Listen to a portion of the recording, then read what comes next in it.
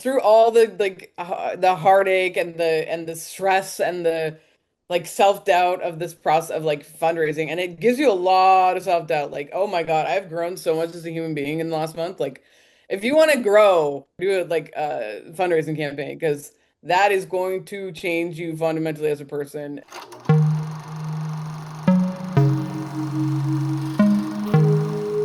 So it's great to have Lauren Greenwood with us today to talk about her new film Swathe that she's raising funds for on Seed and Spark. Welcome, Lauren. Thank you so much. I'm so happy to be here. Thank you, thank you. So I saw this campaign you were running through Substack, and I've really enjoyed your writing over the years.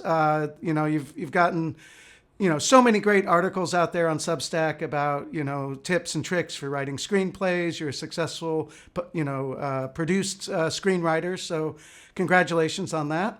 Thank you. Thank you. And I very much appreciate it. absolutely. I know it's hard. Screenwriting is the hardest thing to build up on IMDb because you can't just write a script and get an IMDb credit, right? So true. Oh my God. Those IMDb credits, I've been fighting tooth and nail for those for years. Absolutely. No, it's really, and people go right there. Everybody knows about IMDb. I know. So very First thing I important. check, literally, on anybody. I'm like, as soon as Absolutely. anyone messages me and they tell me they're in film, I'm like, immediately go to Really? IMDb. I'm like, what have you done? Are you sure? Yeah. Let's see what the internet has to say about that. Exactly. No, we're in a truth telling modem right now. Yeah, for sure.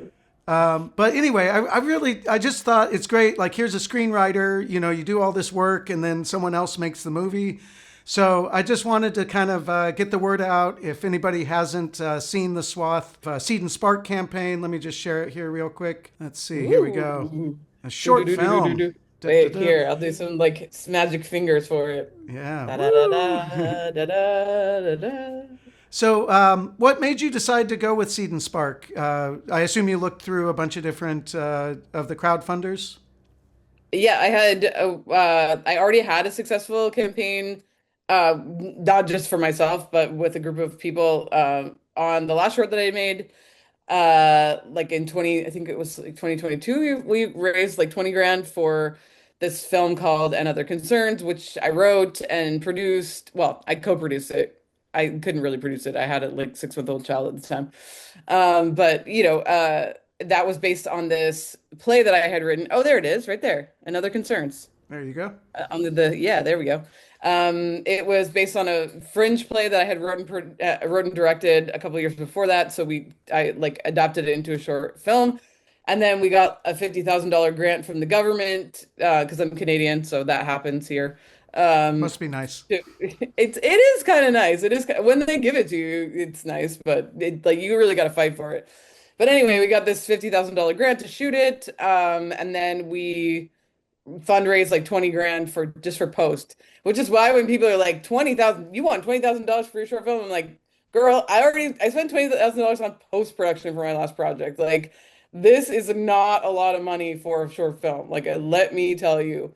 I mean, it was significantly longer. It was like it was like 17 minutes in the end, which was too long, but that's a whole other story. But anyway, it's an amazing film. It just got acquired by a streamer, which I'm not going to say which one yet because I'm not allowed because it's like we haven't officially announced it. But so I mean, that's the happy side of a short film is that like very occasionally now and again it will be acquired by like something, and then you're at least going to make a little bit of money off of it.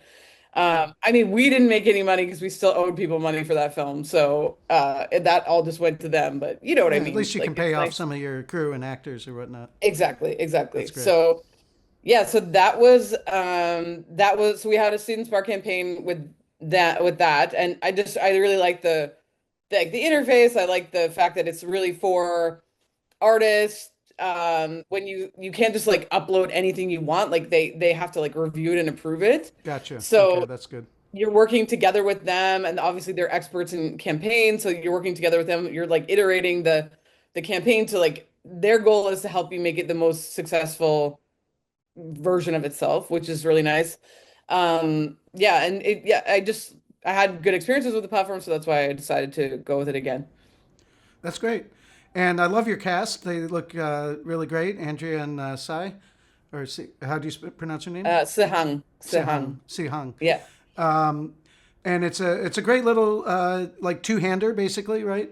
Yeah. Very contained script, so that's good for a short film, I think. Yeah. So if I'm not mistaken, the whole thing take I read the script that you have on there.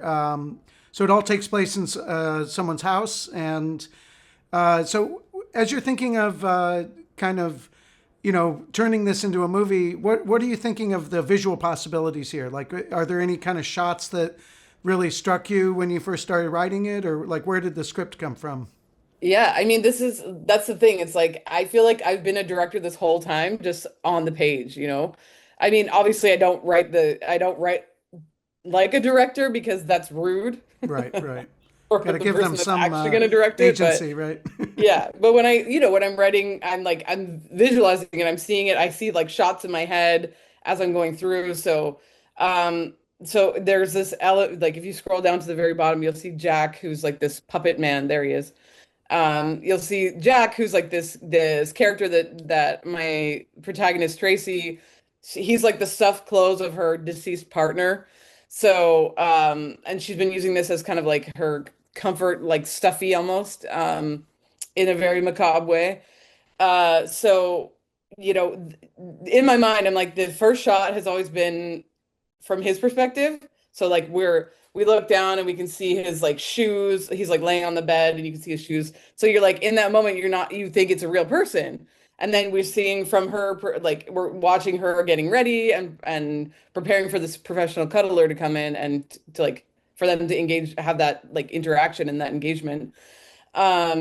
So like you see it from his perspective and you're like, oh, there's a person laying on the bed and like what is she doing? And like just that for me it's always about like creating something that like creates questions in people's minds of like, ooh, what's this? Like what's the next what's gonna happen? And that's where how I approach my screenwriting. Obviously, I mean I write thrillers, so it always has to be like that, but just thinking of visualizing create using the instead of using words, using visuals to create those questions, which I think is going to be like I'm so excited to direct this project. I cannot tell you like I've it's literally been in here like frame by frame for years and years, and I'm like the idea of actually being able to like shoot it and see it and make it real is like it's unbelievably like I literally have goosebumps all over my whole body right now. I'm so excited about it. So yeah, so I'm just excited to like, and her space like she's been using, like fat, she's been creating kind of like a little like almost like a little squirrel nest for herself, like in her grief, where like everything is kind of covered in fabric, like everything is plush, everything is stuffed, and it feels very like closed and claustrophobic, like cozy, but also kind of like the walls are coming in on her.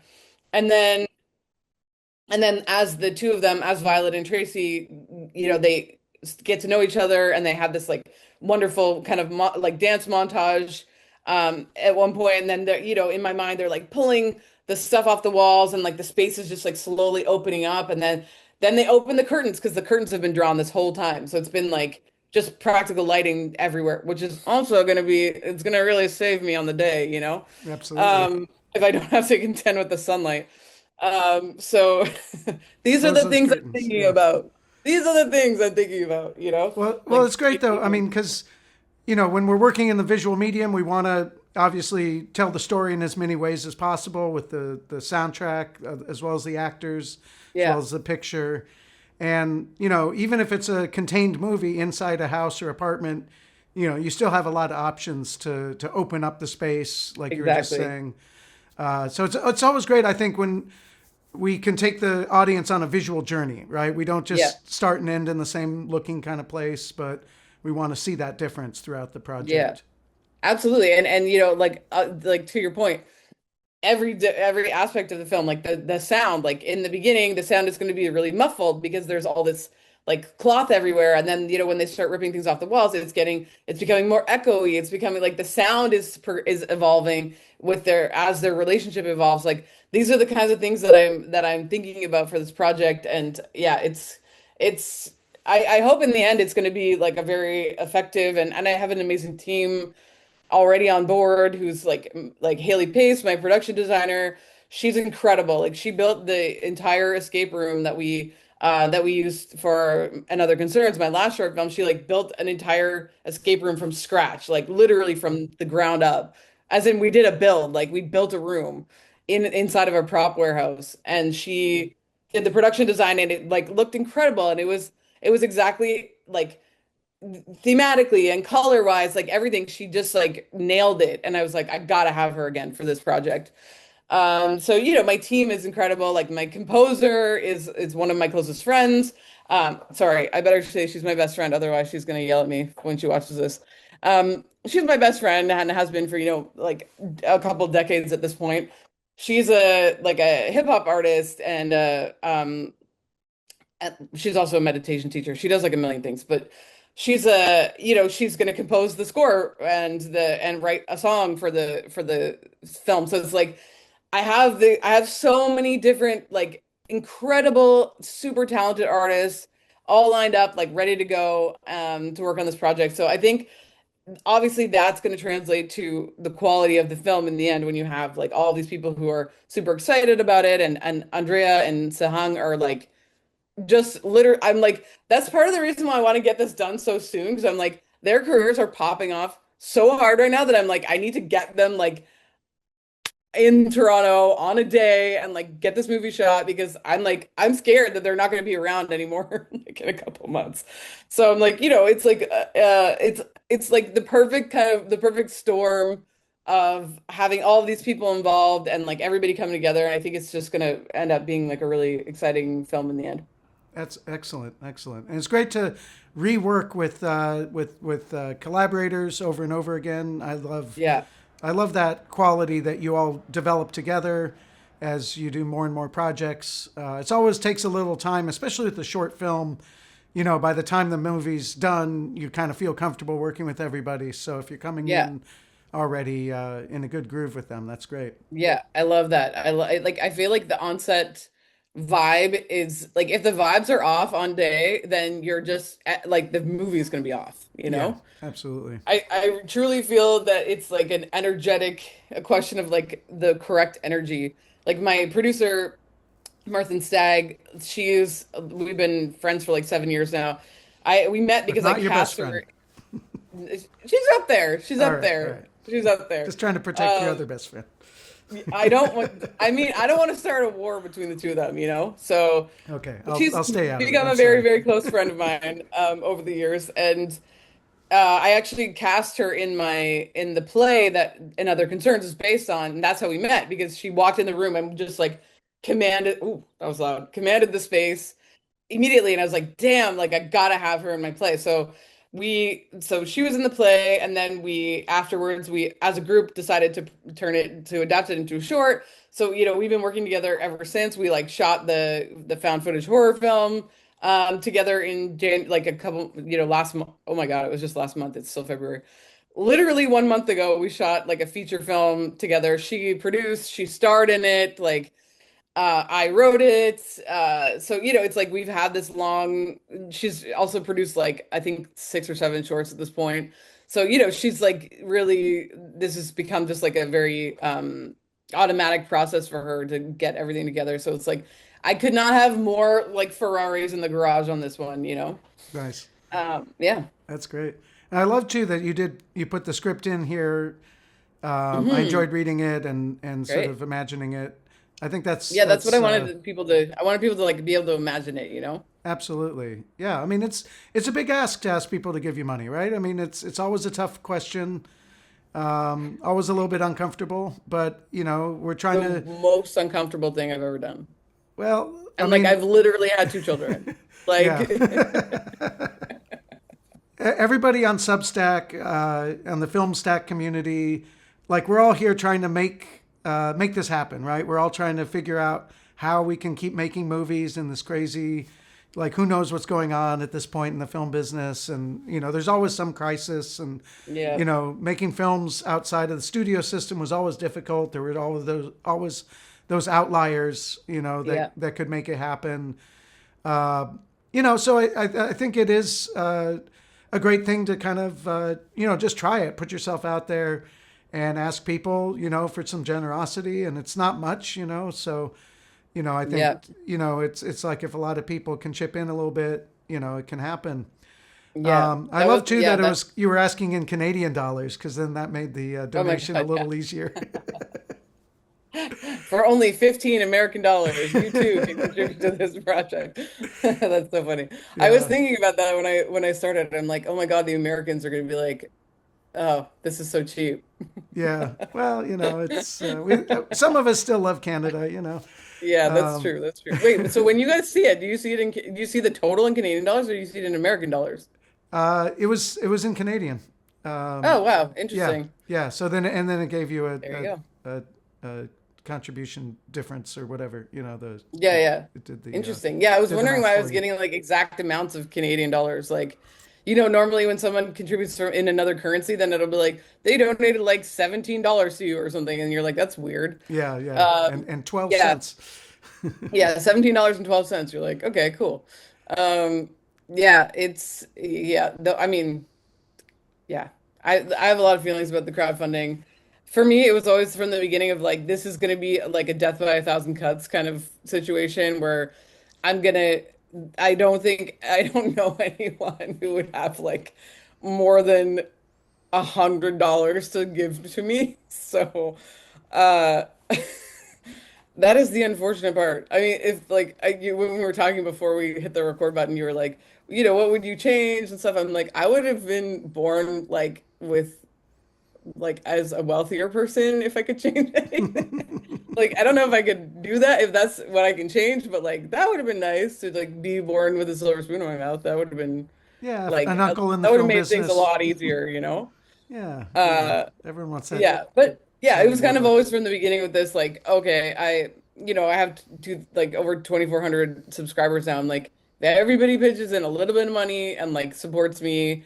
Uh, you know, the way that I see it is like, okay, I've given you kind of like a year's worth of like intel and insights and information about screenwriting and and things that I've like the log lines for example like I have a whole like post about log lines where it's like I worked so hard on that and I literally like ripped my brain apart to try and come up with a better way to write a log line simply not necessarily for Substack but just because I'm like this is so deficient like Yeah.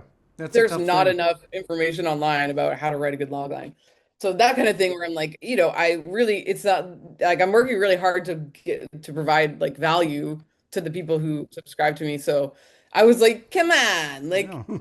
I give you scratch your back, you scratch mine, like that. And honestly, that's I think 80 people or so have contributed at this point. I'm pretty sure like 65 of them are from Substack, from like just people that I know in the film stack community and people who are just like supporting me because they know what I'm doing and they think it's cool or whatever. And that's like through all the like the heartache and the stress and the like self-doubt of this process of like fundraising and it gives you a lot of self-doubt like oh my God I've grown so much as a human being in the last month like if you want to grow like do a Substack or sorry do a like fundraising campaign because that is going to change you fundamentally as a person and it's been really like it's been good, but it's also been like shocking sometimes. Anyway, it's been a whole roller coaster.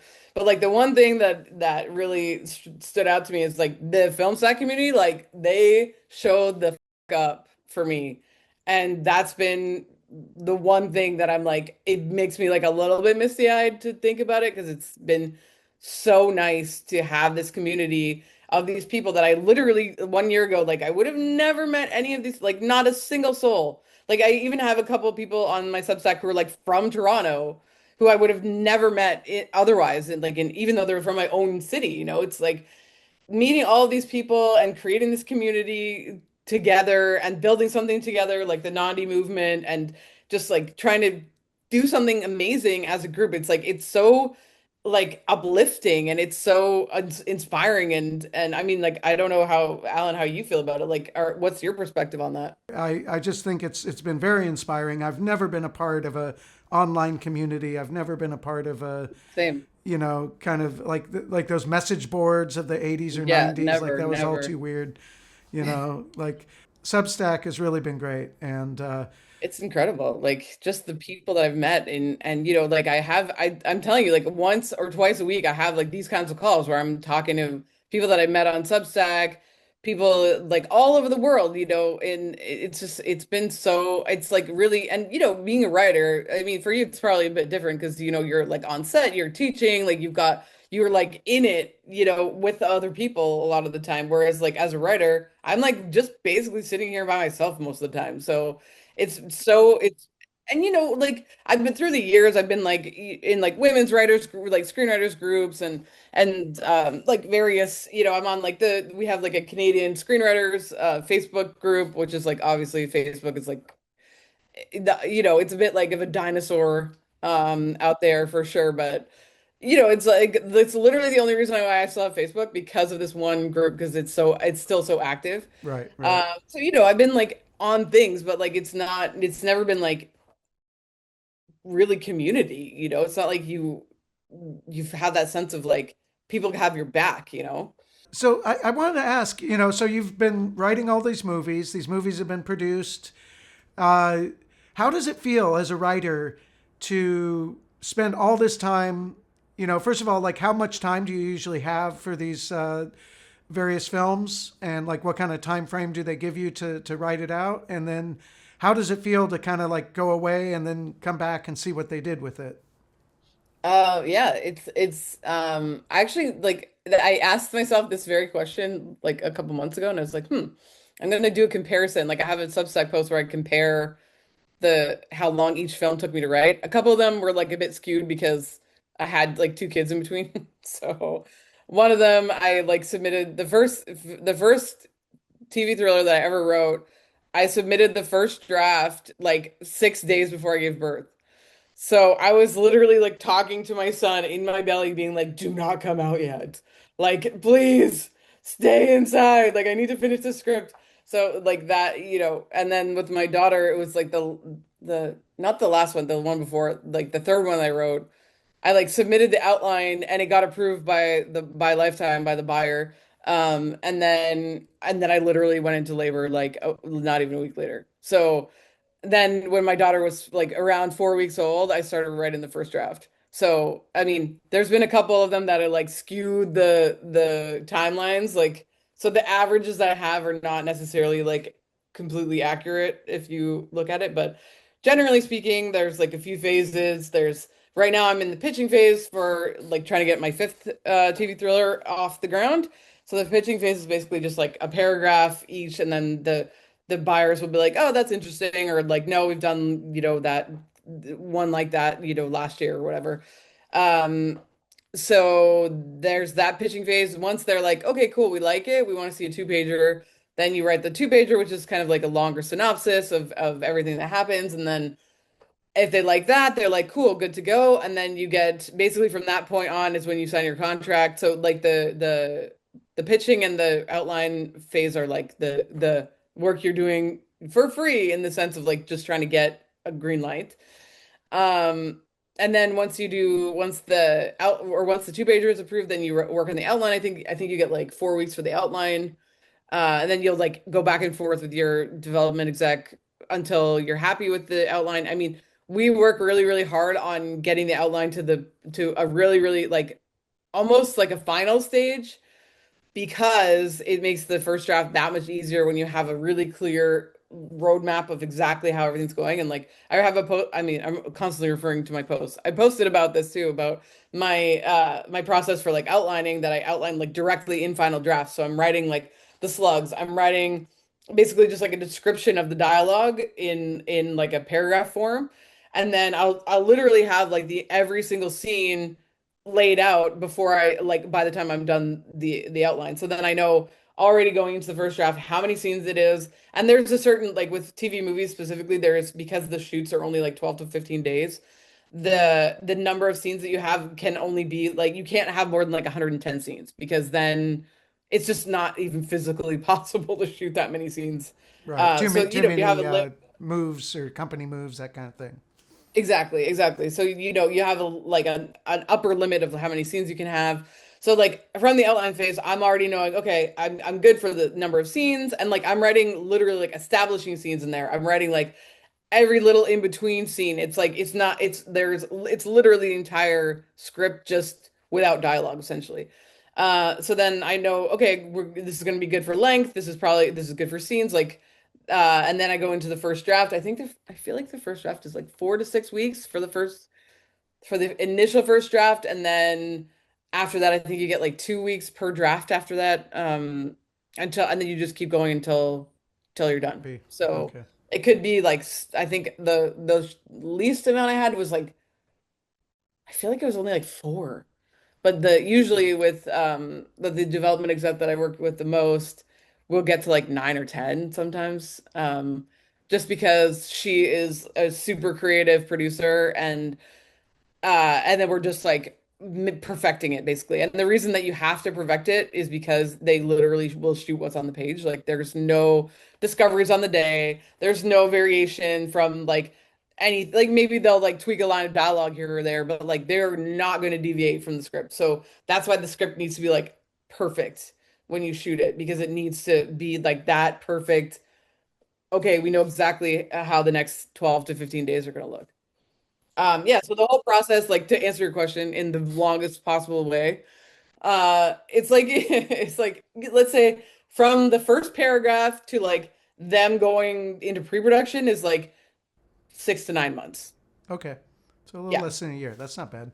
Yeah. So the whole thing will be like they definitely the it will definitely be like go from one paragraph to like a finished shot film in 1 year, and then post is usually like a few months after that. So let's say the whole thing, like from the paragraph to like the completely finished film, is like 15 to 18 months.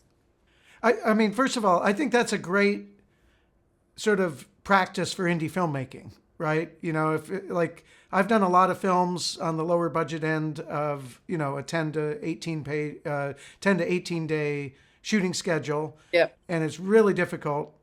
But if you go in well prepped, you know, you can really do it. You know, and I've Yeah. worked with a director where we'll pre-shoot movies. We'll actually like go in and in some form, you know, kind of get our shots ahead of schedule, even more Oh so than wow. just shot listing or Yeah, yeah, yeah. storyboarding.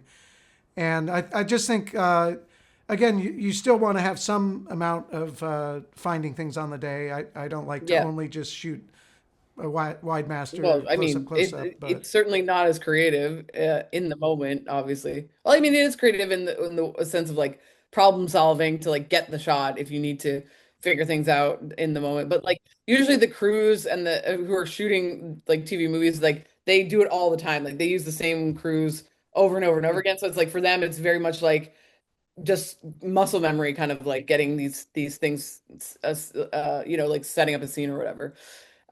Yeah. no, that's great.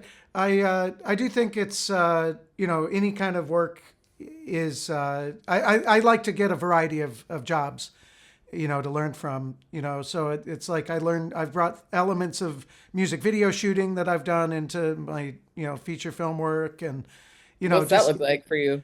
uh, you know, like I think like a huge early influencer of music videos is Maya Deren, for example, and the way that she would very much manipulate time and space and, you know, do all these crazy editing tricks. And like for my movie Stargazer, I had all these scenes where people are telling stories of someone from either ancient Greece or someone from the near past at Harvard in the 1920s. And so during these stories, I wanted to intercut the story with the people telling it, and I didn't want a drunk history kind of thing. I Right. wanted a, I wanted to make it feel real, but also be connected. And so by utilizing motions of the actors in both scenarios, I was kind of like inspired by Maya Deren to do that and Interesting. edit the two sequences together, and it Very really cool. works well. I mean, it brings the audience along, you know, because they're you know, I had really great actors to work with, so they were able to, you know, do similar movements at different times of the shoot and all these kind of things. I So it love worked out that. well. Okay, well now I need to watch it. Yeah, it's out there, free to watch on Plex. Really? Yeah, yeah. Ooh, I'm gonna watch it. All right. Okay. Send me the link after this I because I want to will. see I it. will. Cool. So I feel like so my next question is, so you've done all this work as a writer and you've seen other directors take that and make something out of it. So what are you most excited about for Swathe to be the writer and the director? I mean, really just the ability to see like what's up here, or like I'm just excited to see what that how that translates essentially.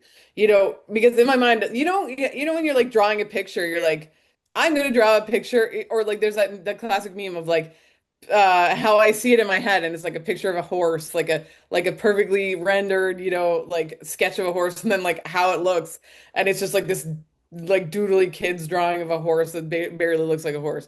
I'm like, is it going to be like that, or is it going to be? Am I actually going to be able to execute the vision that I have up here onto the screen? So I think, yeah, for me, that's the most exciting part of just like, can I do it almost, I mean, I obviously I got a lot of help. It's not like I'm going to be doing this solo or anything, but yeah, I think that's like finally just being able to see like yeah, just executed the way that I am imagining it in my mind. The one thing that I always find, and back to what you were saying earlier, is in that rewriting, is it's always cheapest to figure it out on the paper, right?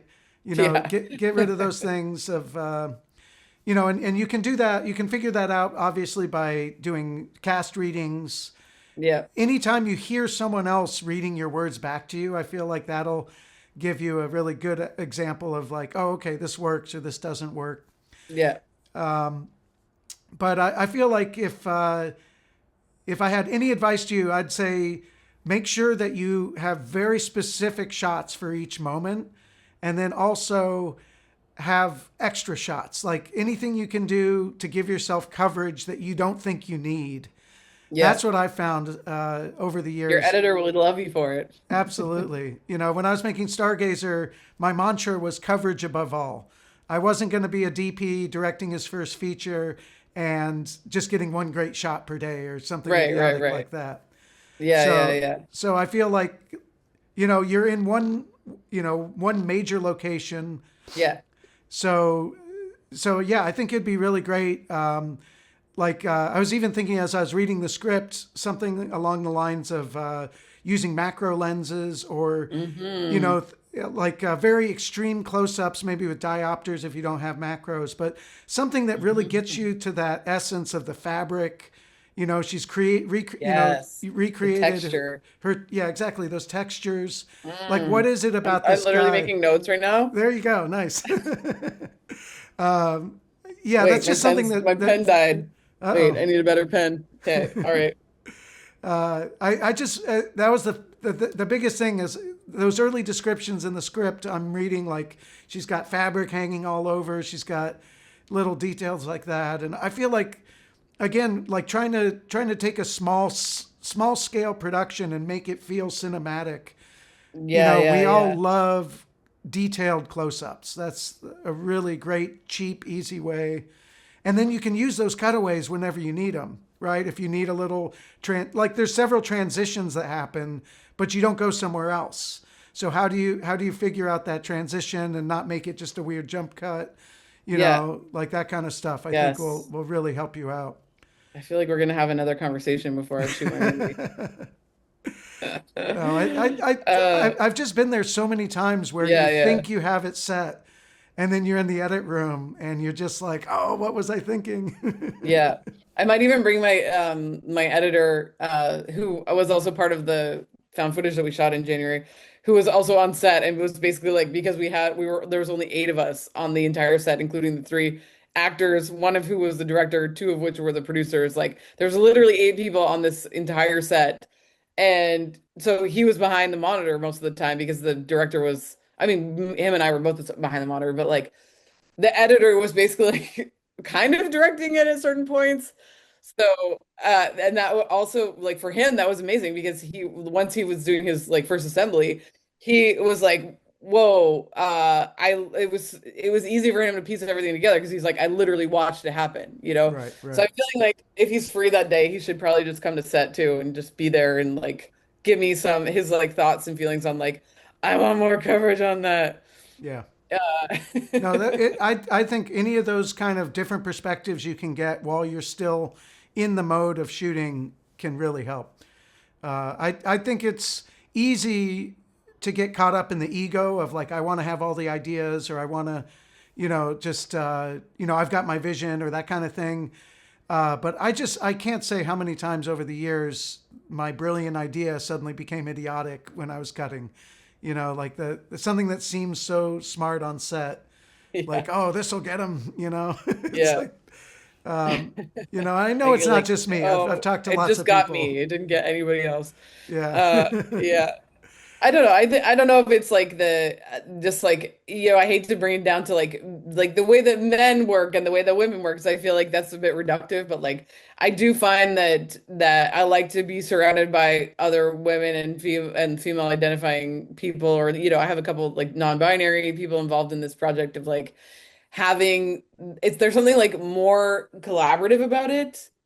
And I mean like no shade to the dudes of the world, but like it is more like a village when you have a lot of women all working together on one project, because then it's everybody's ideas are valuable and everybody's contributing. I mean, it not to say that that didn't happen with the found footage. Oh my God, like every day it was like everybody was just I've never been in a situation that was more like positive and collaborative and wonderful than that. I'm like literally transitioning back to that to the found footage because I'm just like it's so fresh. It was like a month ago.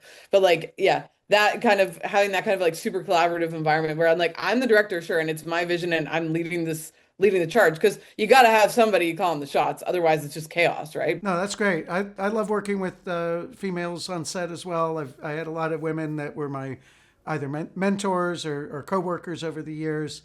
And there's a lot of like, I mean, the film business used to be all men and then a script girl, right? Literally, it was called script girl, not script supervisor, because she would be the only woman on set often. Maybe like even makeup and wardrobe, who are generally staffed by women these days, would have been men as well. Yeah. Like Gordon Willis, the Yeah, yeah. famous Wow. cinematographer, his dad was a makeup artist for Warner Brothers. Oh wow. Oh Yeah. wow. I didn't know I that. mean, it really was a male dominated, job. But I feel like yeah, having a variety of people, and obviously as the director, you should have that team that you want that makes you feel comfortable and that makes the set feel the way you want it to feel. So, Yeah. 100%. Ugh, can't wait. Can't wait to get in there. I just want this crowdfunding campaign to end so I can go into pre-production. Like that's the plan. It's like as soon as it ends, like all of March, it's going to be like pre-production because my DP was out of town until like very recently. And then like straight into pre-production and then like shoot it in April and then hopefully Mike can edit it quickly. I mean, it's only going to be like 6 or 7 minutes. It's really not going to be, No, that's a very smart length, I think, to have. Like, make it easy for a festival to accept it. Make it yeah. easy for someone to watch it. When people like make their big epic 30-minute short film or 25-minute, it could really drag. I mean, there are good half-hour movies, of course, but I think I'm a big fan of the that 10-minute range or whatever. Yeah, and Um, yeah, I was talking to somebody, I can't even remember who it was. I was talking to someone recently, but they were basically like they were friends with a programmer at one of the I don't even know what festival it was, but like I'm pretty sure it's the same at every festival. Basically, they were like they would open the application for the film for a short short film app submission. That's the word, submission. And then if it was like over 10 minutes, they would basically just like not even watch it. wow, yeah, that makes sense. So, and that's obviously shitty as a person who made a short film that's 11 minutes long or whatever. But I mean, I guess they have their own mandates too that they have to program certain things and have obviously it's way easier to program a film that's to program 6 10-minute films than it is to program. I mean, unless it like I feel like longer films you have to have like a name attached or you have to be a name yourself in order to even get that through. Yeah. But yeah, yeah, we had a lot of trouble with the with another concerns because it was 17 minutes and it was like we got programmed at a couple festivals or like 3 festivals I think in the end. But yeah, it was like it was tough to even get into those 3 because it's just a little bit too long.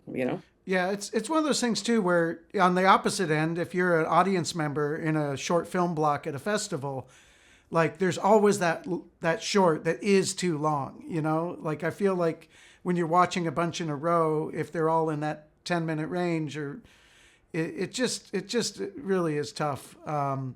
I just helped a short get from 12 minutes or 13 minutes down to 8, and that really helped the whole flow of the film and everything. It just, it just had Sometimes it too is just a much. question of the edit, right? Yeah. Like, Yeah. is this truly a 12-minute film, or is this actually an 8-minute film parading as a?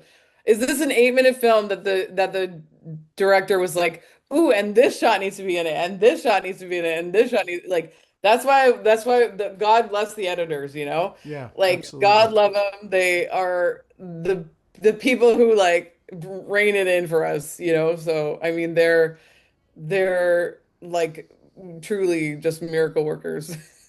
Well, that's what they say, right? A film is made three times, you Yep. know, the writing, the shooting, the writing, directing, and the edit.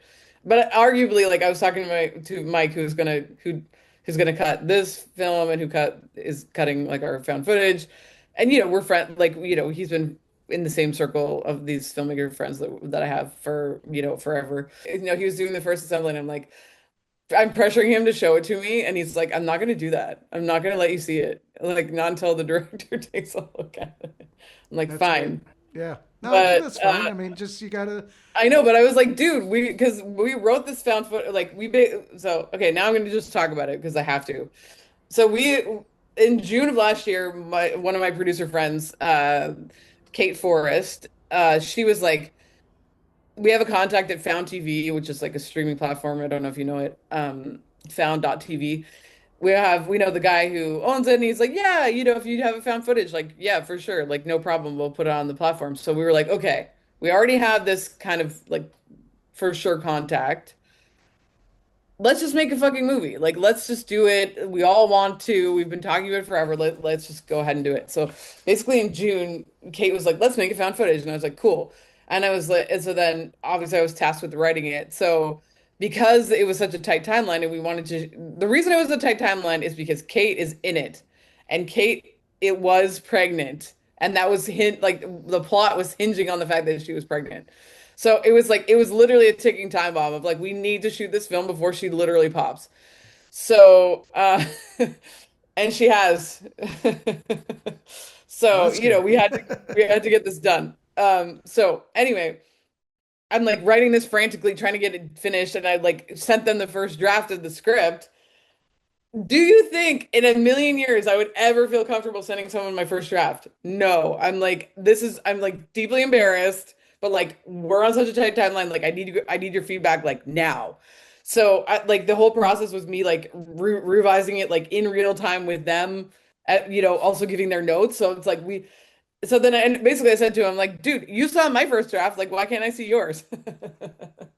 Like, this is your version of a first draft. Like, the first assembly is like, that's your first draft. Can I see it? And he's like, no. It's all different now that it's shoes Yeah, on the yeah, other foot.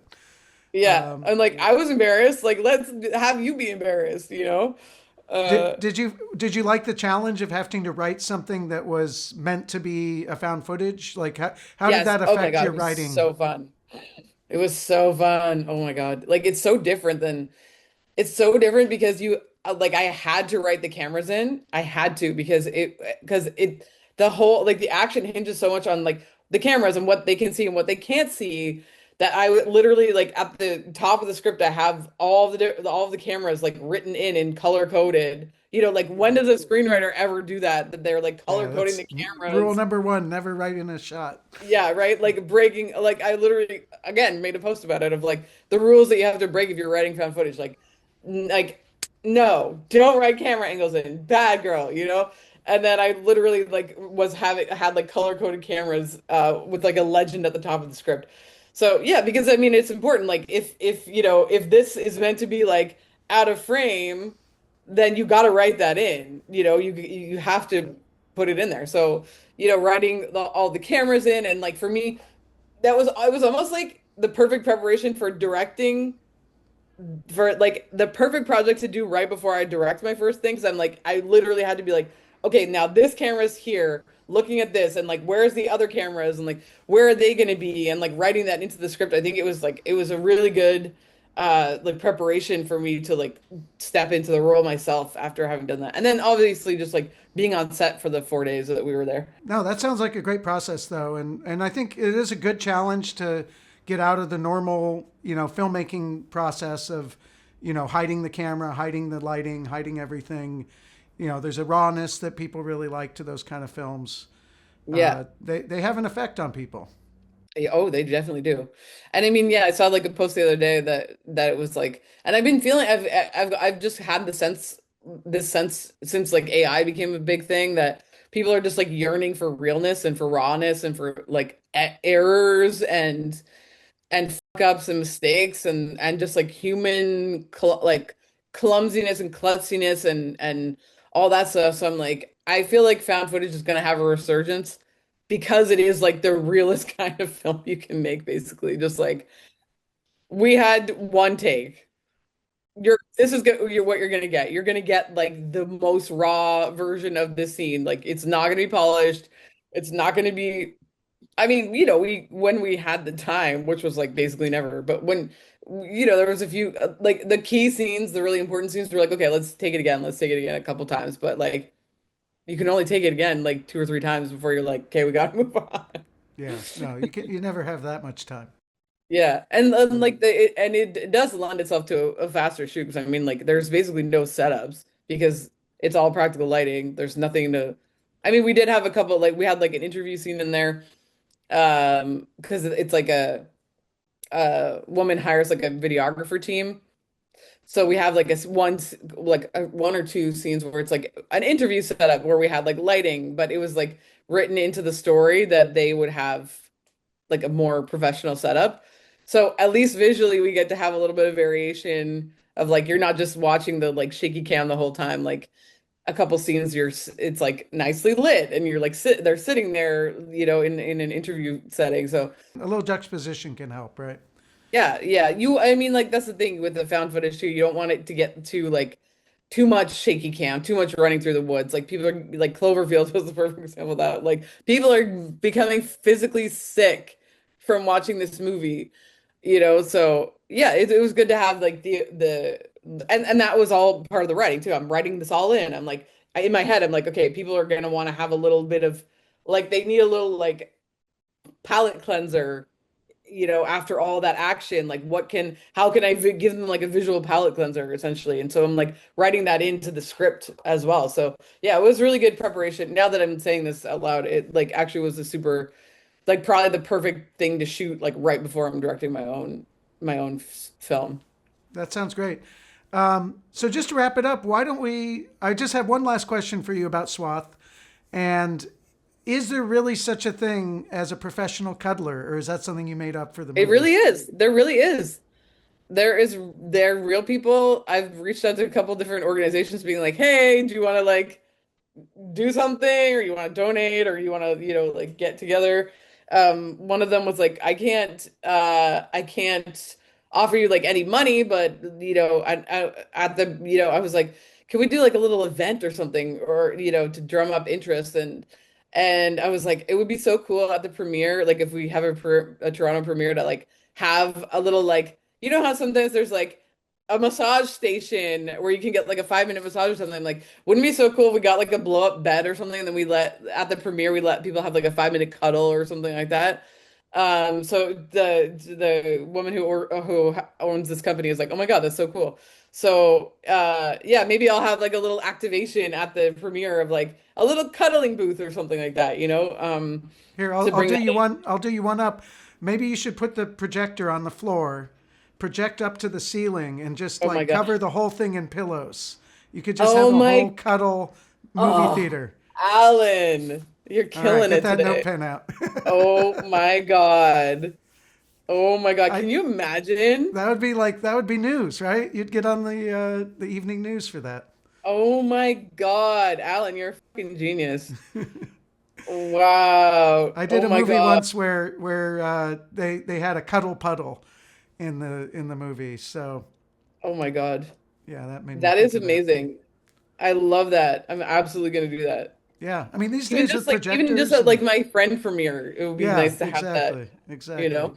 Well, it's great when the subject of the movie can be kind of reflected in the Yeah. premiere or the the process of sharing it with the world. So that's great. Yeah, I love it. Like for me, the best marketing for any film is like when it's totally I remember like when The Walking Dead came back after I don't know what season it was. Like you know how there was like a long hiatus of between a couple seasons. I can't remember what seasons it was. But they had like were advertising it all around and like they had like huge marketing campaigns, but like in the main train station in Toronto, there was like two like zo enormous zombie hands. Like I'm talking like they were fucking huge. And like every day that one they would like break one off and like lay it in front to like count down until the premiere. I'm like, I love that shit. I love That's that shit really good. so much. That's really good. So that by the end there was like just like these nut like stumps and like all these 10 fingers on the ground. Like it was really, really cool. Like that's the kind of stuff that I get excited about too, is like how to interactively engage with your audience and get people excited about it. So yeah. Oh my God, a cuddle puddle. I love There you go. it. Well, thank you so much for taking the time to talk today, Thank and I you. I hope mean, it's been an absolute pleasure. And again, I will probably reach out to you to talk about like directory things, maybe just the two of us absolutely. before. No, I love talking Great. films, anything like that. Yeah, me too. Okay, thank you, Alan. You're yeah, it's been wonderful. Thanks.